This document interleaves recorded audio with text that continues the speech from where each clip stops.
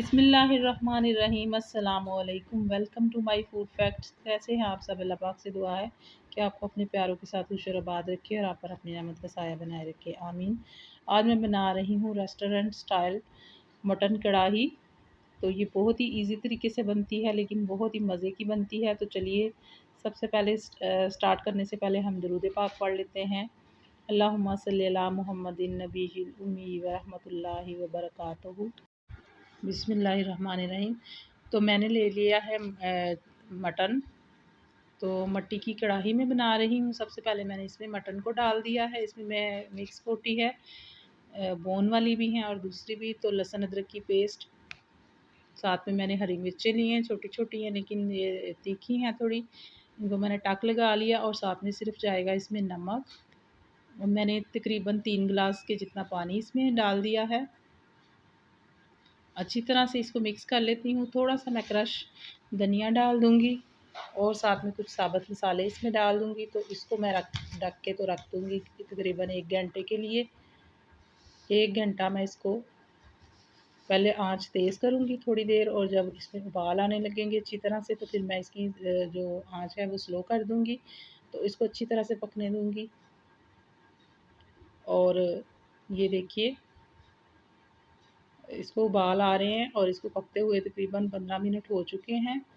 आहिस्ता आहिस्ता इसका पानी जो है वो खुश्क हो जाएगा और मैं इसकी जब तक ये इसका पानी खुश्क होगा और गोश्त हमारा गल जाएगा तो उतनी देर मैं टमाटर जो हैं वो इसकी प्यूरी बना लेती हूँ। इसलिए कि अगर टमाटर वैसे तो इसमें साबुत जाते हैं कढ़ाई में, तो जितनी देर गोश्त को टाइम लगेगा ये पानी खुश्क होने में, तो उतनी देर मैं टमाटर भी जो है ना उसकी प्यूरी तैयार कर लेती हूँ।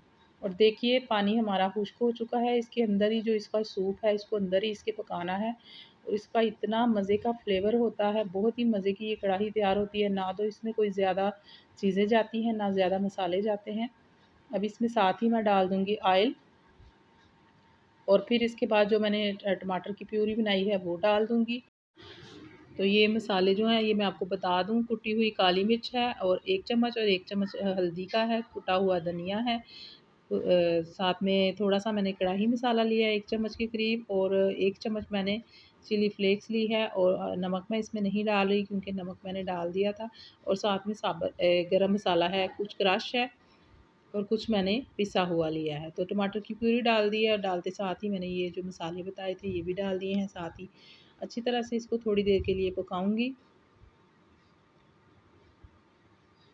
बहुत अच्छा सा इसका फ्लेवर होता है और बहुत ही मज़े की ये कढ़ाई तैयार होती है।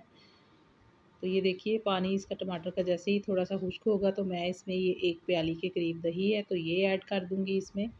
आपको पता है दही से फिर गोश्त का या किसी भी हांडी का टेस्ट जो है वो अलग ही मज़ा देता है। तो जैसे ही ये दही का पानी खुश्क होगा तो हमारी कढ़ाई तकरीबन तैयार हो चुकी होगी।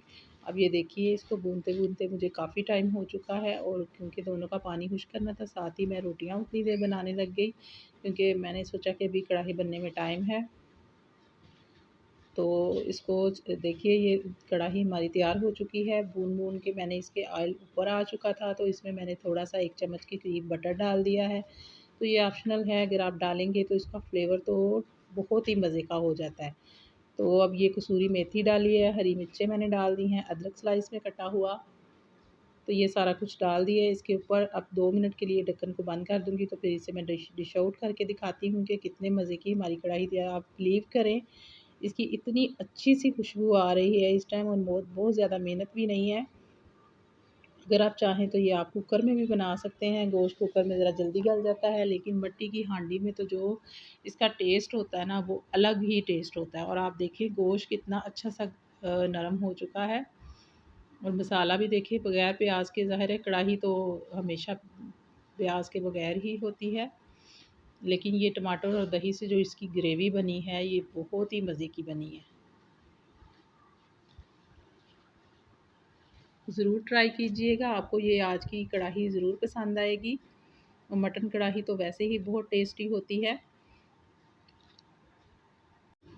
हज़रत मोहम्मद मुस्तफ़ा सल्लल्लाहु अलैहि वसल्लम ने फरमाया, अगर तुम इतने गुनाह कर लो कि तुम्हारे गुनाह आसमान तक भी पहुंच जाएं, मगर इसके बाद तुम तौबा कर लो तो अल्लाह सुब्हान व तआला तुम्हारी तौबा कबूल फरमा लेंगे। सुभान अल्लाह। अल्लाह ताला आप सब पर, हम सब पर अपनी रहमत फरमाए, हमारे घरों में हमेशा हलाल रिज़्क़ अता करे। अल्लाह ताला गुरूर से बचाए, आज़ी में रखे। फिर मिलेंगे किसी और वीडियो में किसी और रेसिपी के साथ। अल्लाह हाफ़िज़।